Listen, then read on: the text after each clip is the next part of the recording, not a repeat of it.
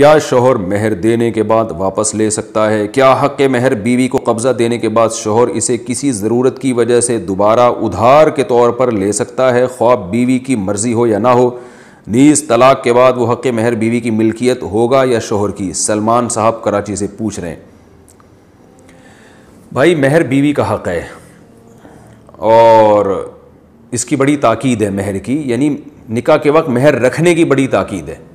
लेकिन जहाँ भी मेहर का कुरान में तस्करा आया है, कुरान ने साथ साथ ये भी जिक्र किया है, फ़इन तिब्न लकुम अन शैइन मिन्हु नफ्सन फ़कुलूहु हनीअम मरिया। अगर बीवी माफ़ कर दे, पूरा मेहर माफ़ कर दे या आधा मेहर माफ़ कर दे या कुछ हिस्सा माफ़ कर दे तो रज के खाओ। तो अल्लाह ताला ने मियाँ बीवी का जो मामला रखा है, ताल्लुक़ रखा है, वो सिर्फ लगे बंदे हिसाब व किताब पे नहीं है।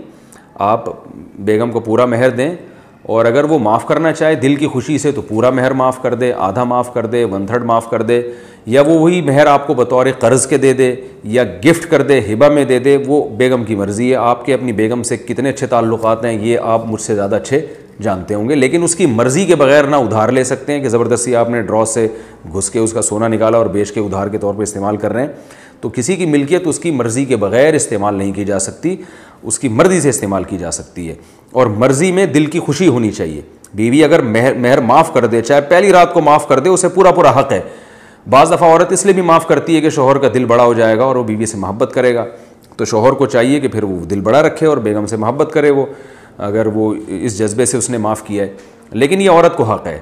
इसी वजह से कुरान ने कहा कि फ़इन तिब्न लकुम अन शैइन मिन्हु नफ्सन, दिल की खुशी से अगर माफ़ कर दें। तो दिल की खुशी का अल्लाह ने इसलिए ज़िक्र किया कि औरत चूँकि मर्द के ताबे होती है, कमज़ोर होती है, ससुराल से डरी हुई सहमी हुई होती है, नई ज़िंदगी का आगाज़ है, तो बाज़ दफ़ा वो माफ़ करती है डर के कि मैंने माफ़ ना किया तो मैं लालची कहलाऊँगी। तो ऐसी सूरत में माफ़ नहीं होगा।